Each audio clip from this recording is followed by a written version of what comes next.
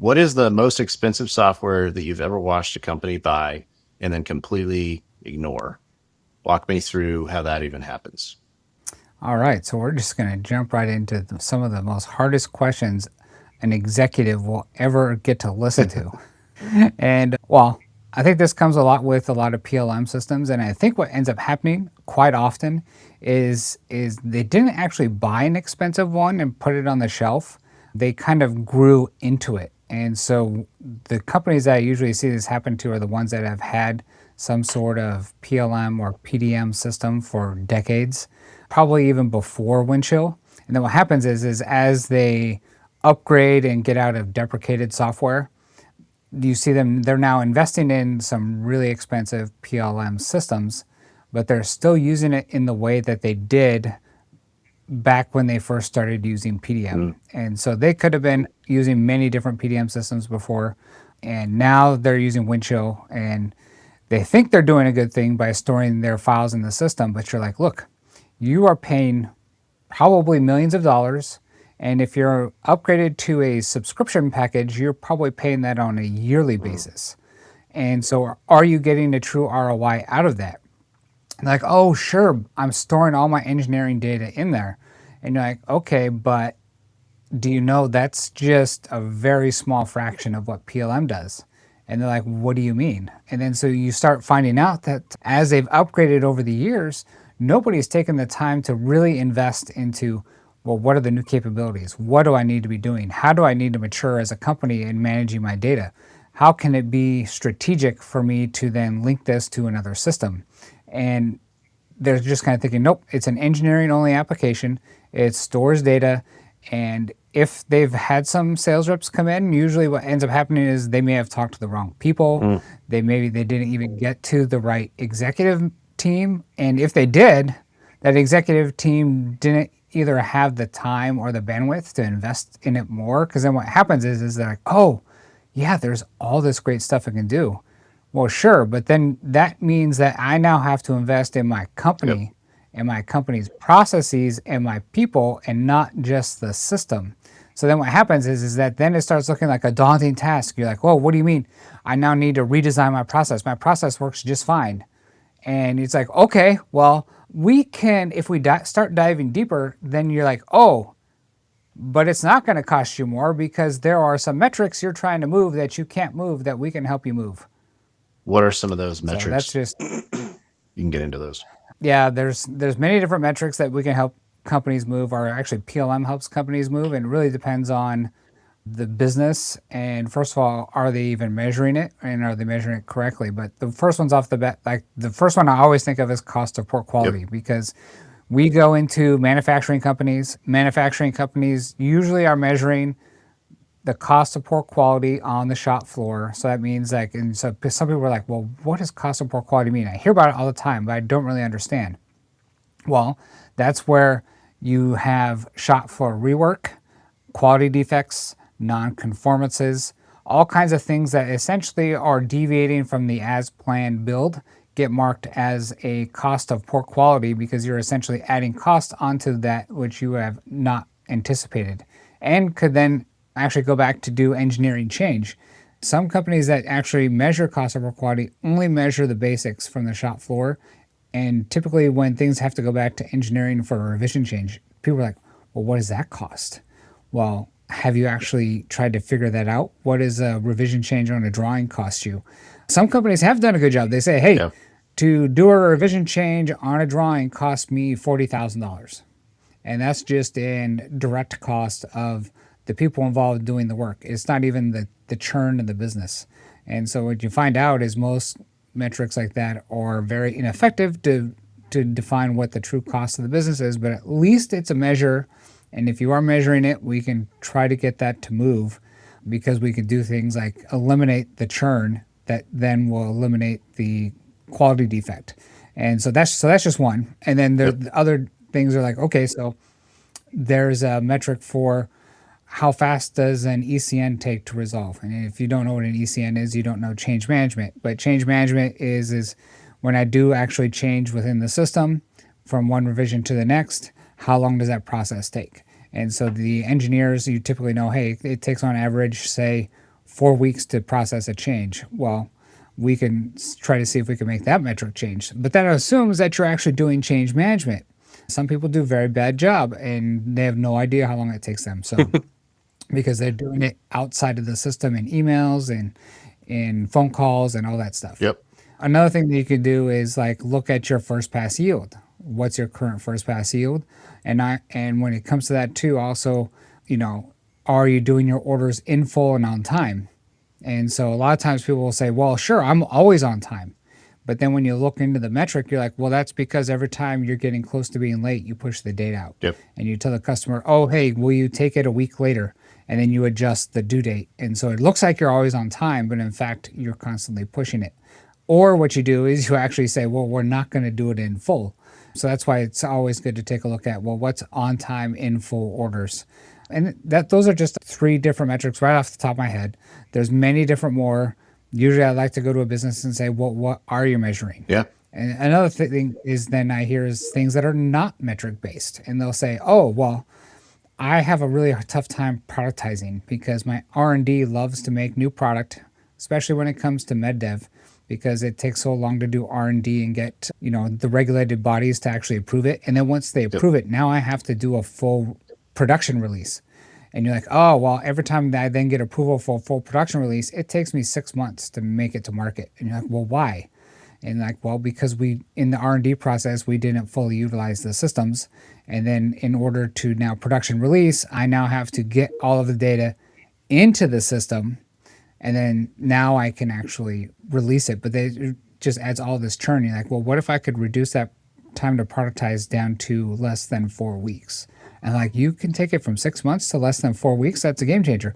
Well, yes, but it means that you're going to be doing more work up front so that you can use the system as you should have in the R&D process. And so that's just a few examples of, hey, how can we take a company and make them more productive? No, that's fantastic. Okay.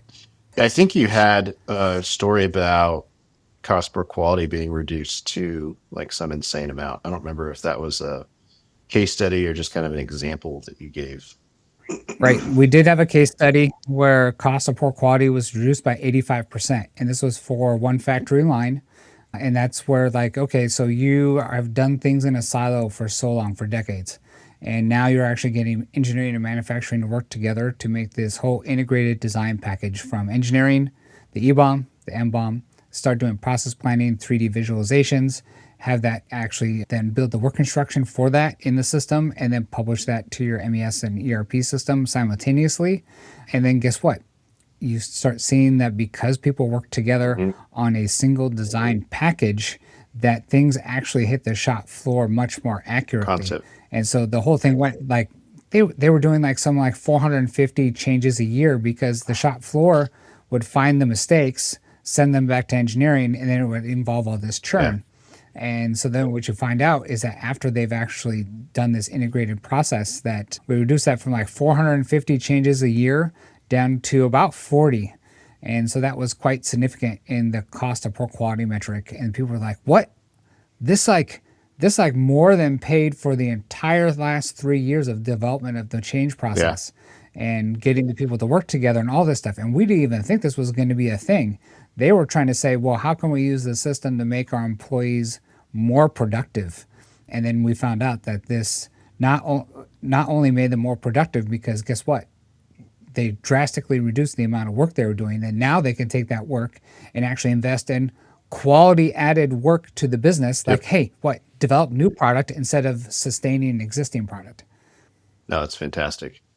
We always got to tap on that, because I think that number is just so amazing. I want more people to hear about it. Right. So, me, I'm coming online about all these things as we're working together, and something that just kind of confuses me constantly. Maybe you can clear this up so it just makes a little bit more sense. But, it works, it's installed, people are trained, and then they just go back to Excel and like a shared drive or something. Why do they do this? What's in their heads? What's going on? And what's the answer to this? How do we solve that? Oh yeah, no, that's I see this all the time. Is that you've got this great system, it can do so much, and everybody's taking the data out and putting it in Excel and manipulating data. And I think this comes from a lack of it can either be the business analysts or IT or even engineering not fully understanding the system to understand how they can do that inside of, say, Windchill instead of having to take the data out. Because I think what ends up happening is everybody is so intimidated by it. They're like, oh, I don't want to do this inside the system because then that means I have to do, say, like a revision change. I have to Mm. put something in work and now I can get something I can play with. And, or it may just be like, I just don't know how to filter and make my own report. Or it's like, okay, I just wanted a scratch pad to play with because I'm so unfamiliar with the system. I'm going to do all of my playground work over here in Yeah. Excel. Once I get that into a state that I like it, then I'm going to have somebody else do the work for me, or maybe I'll do the work. But they do all of this stuff outside the system. But then what happens is that nobody has knowledge of what's going on in Excel, and then they think that now that I've done it in Excel, I should be able to do it really quickly in the Mm. system. And like, no, no, it's still going to take you time to properly go through the process to do it in the system. Just because you did in Excel over the last, I don't know, however long it took you to run this report and do this analysis, now all of a sudden they have to realize that, hey, I actually need to use the systems and push the buttons and actually get the work done. And a lot of this too, like, I think reporting is one of the biggest things I see, or Mm. bomb manipulation. Those are the two biggest things. And usually I'll say, well, why do you need to dump this to Excel? And then I'll show them, oh, you weren't aware of these little bomb reports or whatever, these different reports in the system. Or hey, guess what? With a little bit of training, we can teach you how to do a report within the Yep. system instead of exporting to Excel. So every time I see somebody exporting something, I always ask them why. Please show me what you're doing and let's see how we can do this inside the system instead of you exporting the data out. Yep. Yeah, that's that change management bit probably too involved there. I was just going to say that's a change management issue there too, right? Involved Oh, with yes. going through with people and saying, "Hey, listen, I could see you're doing it this way. Can you show me why? Can you show me what causes you to do this? Because I think there's a much better way to do this. If you'll just give me a second, let me walk you through Right. And I think that's also the problem we get a lot in business is people quite seldomly pause and ask themselves why. it." And they usually just do whatever they can do to Yeah. get it done now, get it done Yep. themselves, and get on to the next task. It really takes a a really good effort to say, hey, why am I doing this? How can I avoid it? Because then what always happens is like, they're like, well, what version of the Excel file was I working Yep. on? What was the latest? And then did you ever have a screw up because you thought you had the latest and you didn't? And that's what I get too is people are like, oh, our process is broken and Windchill sucks. And then you're like, no, the data in the system's fine. It's because you exported out, lost the system of truth for the Yep. data, and then lost your now Excel file was this source of truth. And guess what? You lost track of it. It was in version control. Nobody else had visibility to it. And then now there's a quality defect or something went wrong within the Yep. business because of that. And then you're like, oh, okay, well, how much did that just cost the business? Lot. So always pause, ask why. How can I make sure I don't leave the system? Because guess what? If stuff takes a while, and so like another example goes back to this whole time to productize. Mm. And people were like, okay, well, I exported some data out of the system. And guess what? Now that data is no longer live. And they said, we did some manipulations of the Excel file. And guess what? We couldn't merge that back into the system because the source of data changed. And all of a sudden the source of truth changed. And so then we had to redo the work and or it was no longer relevant. We just threw it away. So we had this whole churn of the business that was non-value added. Yep. And or leads to mistakes because how often do you export data out and then you don't have connected systems? That data makes it to a downstream system, and guess what? The source of truth changed at some point in time, and then now the data in your downstream system is either not in sync, is a different source of truth or isn't the actual reflecting of the latest release data. Yeah, You're just broke like, it.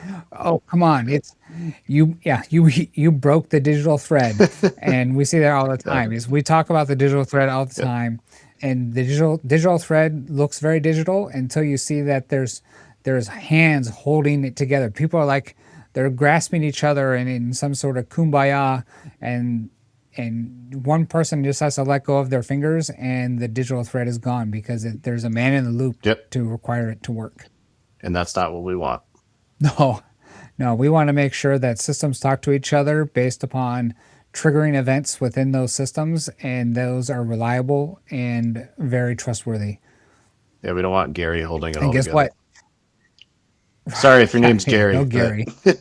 Yes. And then what also happens too is like people are like, oh, well, what happens if I screwed up? I want you're like, well, then you need to make sure that you have what you do is you're like, well, what happens when the data makes it down and if I forgot an approval or I don't know, whatever something happens, you're like, well, there's this continuous process improvement that we need to involve within the company. And so you talk about like lean manufacturing, the Toyota production system, Lean Six Sigma and all these different things. Well, all those account for process improvement. You need to make sure that your business can improve. You can catch mistakes and go back and fix them and iterate through it. And then guess what? You'll become a more lean and a much more effective company as you go through this process. So that's the other thing I see as well is that companies are so often so scared of change because of this. And you're like, no, no, all of the best companies out there know that mistakes are going to happen. yep. But if you don't have continuous improvement, how are you ever going to fix it? Because then what happens is then you find out why. Why did it break? And then I can go off on another tangent, but like quite often too, we'll see another, like people like to measure like how many kappas did we have in a year and what areas do we have kappas? If you don't know what a kappa is, that's a corrective action and so essentially we find a problem, we fix the problem. All right. So, what happens when that process becomes a penalizing factor instead of a chance for Mm, improvement?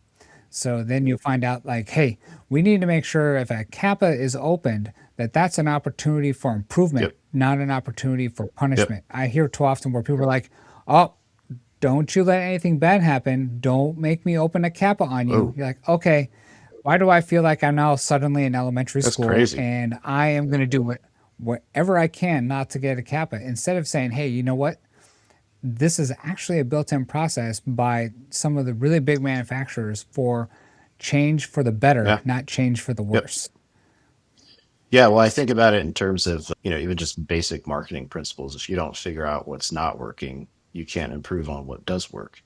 So it's actually the Right. team that makes makes and learns from the most mistakes the fastest that wins. So you should never turn Right. that into a Although, to a bad thing. yes, I have heard of the term, and I think people have heard this before, that they'll fail fast. I hate the term No. fail Yep. fast because you're essentially asking people to not think about what they're doing and that we just need to do something and we know it's going to fail. No, that's not the right Just do a bunch of mentality. stuff. So don't think you're Yeah. just right. So let's stay away from the bad incentive, and stick on the good thing. Let's stick to the good Yep. process and envelop good behaviors, not bad behaviors. I understand where it comes from because so many companies are risk adverse. It's really fail fast means stop being so sensitive to risk. And we need to take the right measures with the right Yep. risk. 100%. Whenever you walk into a project for the first time, what is the tell when you get there within the first day, first hour, whatever that says that this is actually going to be a rescue, not a rollout? Well, I think it really comes down to is learning the people Mm, involved and the personalities involved. And sometimes you'll find out like, hey, I'm getting an opportunity to talk to engineering, to talk to manufacturing, to supply chain. So we're actually now talking to all these different silos. And then you're finding out like why there's this disconnect because now people are feeling like I can actually air some of my dirty laundry yeah. because you're here, you're advocating for Yeah. Sure. change. Well, I'm going to tell you what's been Yep. broken. And then so now you're hearing all of these stories. And sometimes you get the good stories, sometimes you don't because people are scared to tell you all of their dirt, but it is quite eye opening. Like, hey, there is a lot of bad process going on. There's a lot of people that are just not in the know, and that we are really coming in to fix a business, not a system. And then so that's what you end up finding out is that the business has not evolved as it Yep. should, and that we really are there to not just like rescue an implementation, because quite often it's the implementation's fine and or just maybe missing a little bit. It's the business process and the people that need the rescue. And then so that by investing into the business process, by investing into the people and trying to get them this new normal should be, Yep. how should I work? I'm not just here just to sit in my little box and just do my little task. I need to know what's upstream of me. I need to know what's downstream of me. And I am the cog within the wheel that helps make the business churn and gets product out the door. Yeah, I just had a thought with that, Oh, and that's that good. I get thoughts every day. sometimes I get them on like a monthly basis, and I have to really hang on to them because they might just go away. No, I was going to say that is why the tagline is people, processes, technology, not the other way around. Yes. And that's also why Element is focused on being the enterprise translator, because Yep. we do understand how business process is supposed to work across the silos. And really, we end up coming in and yeah, you end up being like, okay, so manufacturing, this is what engineering just said, and Yep. this is what they need to do. And oh, by the way, in engineering, this is what manufacturing needs, and this is why. And then so, yeah, you end up translating a lot between them, and you also feel like a therapist between them. Yep. But I think that's also the trick is that everybody has been in their silos for so long, trying to understand what the enterprise needs to become more effective is where the gap is. And that's also where Element can really be strong, is to help you figure out, well, what are we missing at the enterprise level across the systems, across the processes, and how do we need to invest in improving that? 100%. So if I'm a plant manager, what does good adoption feel like day to day versus bad? I think if you're a plant manager, good adoption means is that you are getting manufacturing engineers that are actually talking to Mm. engineering. They're investing in design reviews. You're not just a receiver of data from engineering. You're a true collaborator. And then what that then enables is that your shop floor should be much more in the know of what's going on and what's coming. You should no longer see surprises. And, you know, that just means that your users are going to be more effective, that you are seeing better quality and better communication, and that things like non-conformances should not be like a deadly thing. True non-conformances come with now even a better, closer collaboration with engineering, since you have invested in, hey, we're talking with them on a regular basis.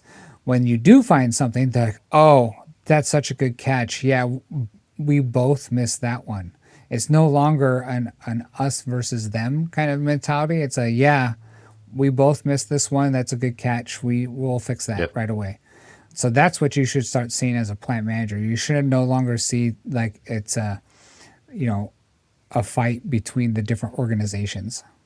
Can you give me you don't have to name names. This can this could be anonymized, or it can be a story as old as time if you want to make it that. But give me a horror story, a project that, went sideways. Maybe this could just be the common thing that you keep seeing over and over again, or it can be specific. What broke, and could anyone have seen it coming if they had noticed these things? Not a big advocate of change, Mm. and so what ends or they internally feel like they're their own regulatory body. And so what happens is that then what happens is people feel like ultimate gatekeepers Mm. of where they stop progression of change because of being this highly risk adverse. And you're like, no, look, stop acting like a regulatory body within your system. I mean, it's perfectly fine. That is your job, but your job is to understand the regulations and then work as a team to work within those regulations as the company instead of acting as a gatekeeper. Because again, it's like this isn't a me versus you. We're all acting in the greater good of the company to guess what? To make product, to make money so that we can all get better bonuses, better Yeah. opportunities. If If you're there to stop progress because you are scared of change or think that some regulatory body is going to penalize you for it, guess what? Most of these regulatory bodies have now had to release new policy to try to advocate for change and actually require change within corporations. So, like this whole digital thread, digital transformation has been really difficult for a lot of companies. So then you start seeing, okay, well, like the DoD put out the 5000.97 Yeah. instruction for digital engineering. Well, why did they have to publish this paper? Why is industry not doing this? Well, because they're very risk Yeah. adverse. And it wasn't until the DoD is forcing them to do it that they're now actually changing because they have to. Yep. Same thing with med device. Med device, the FDA is constantly putting out new policies and procedures because they understand the systems that most of these companies have invested in, know how they're supposed to work. And guess what? They're actually saying, you need to be doing it this way. Yep. And instead of being risk averse, you should be doing it this way. Because then I'll hear from some companies like, oh, we don't want to do this in the system. Because guess what? If somebody comes in and audits our system, we don't want them to find the data. And I'm like, well, so you're now advocating for doing stuff outside of the system because you're afraid of an audit. Yeah. That's But then crazy. what happens is then they come, then the regulatory body comes in and audits. Like, why is the data not in the system? They understand it. They know it should be there, Yeah. and that's why they're pushing for it. So there's Yeah. like, no, you're better if the data is in the system and you're following process. Guess what? It's actually more defendable in an audit than it is if the data is not inside the system. Because Yep. guess what? If you put in the right process in place, you actually can then talk them through the process and why something happened. And it's no longer, well, we don't know what happened because it's not in the system. Yeah. I mean, it's like Guess whenever, what? oh, go ahead. I was going to say, guess what? Nobody ever wants to hear, well, why did this failure occur? And you're like, I don't know. I have no How idea. much confidence does that give you? Yeah, yeah, yeah. They're like, huh, you don't know. How can I trust you Yeah.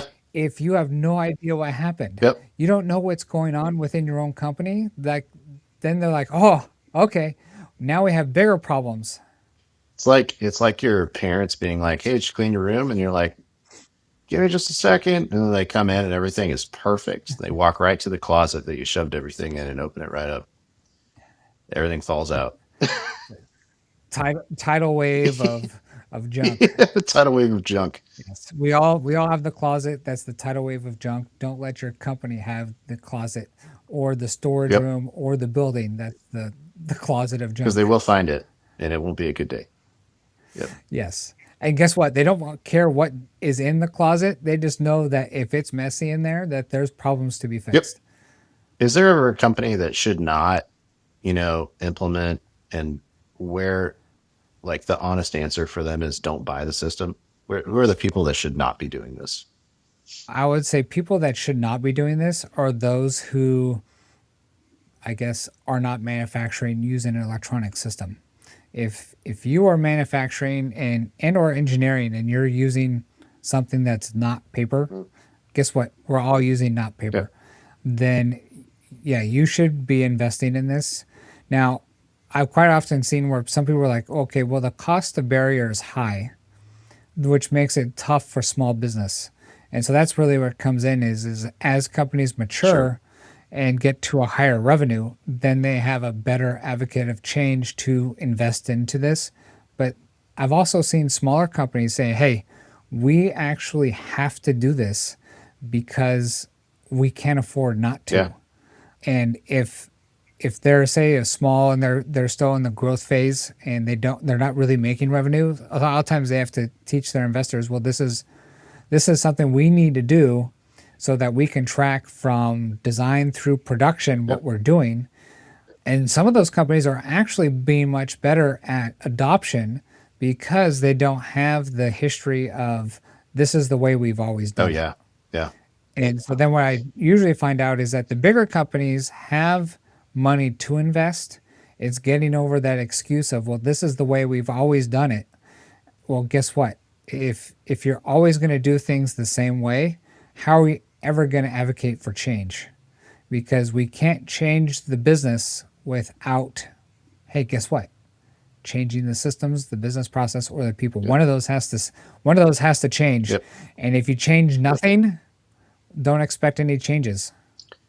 Yeah, and you run out of the timeline on how long you can keep churning, whatever out that you make and keep actually making a profit whenever you're not being adaptable and, playing to win, right? I think that's ultimately what it comes down Yes. to.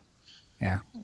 Yeah, we're starting to see some of this in the DoD and aerospace and defense, Mm, where they have this humongous backlog of open projects. I don't know, it's like and guess what? Is the smaller aerospace and defense companies are now actually starting to win and burn down that backlog of yeah, product because the DoD is actually saying, hey, we need to make the burden of entry into this easier for smaller companies and because they can adapt faster. And so the large primes are starting to worry like, oh, I'm going to lose out on potential business because the smaller companies are adapting faster.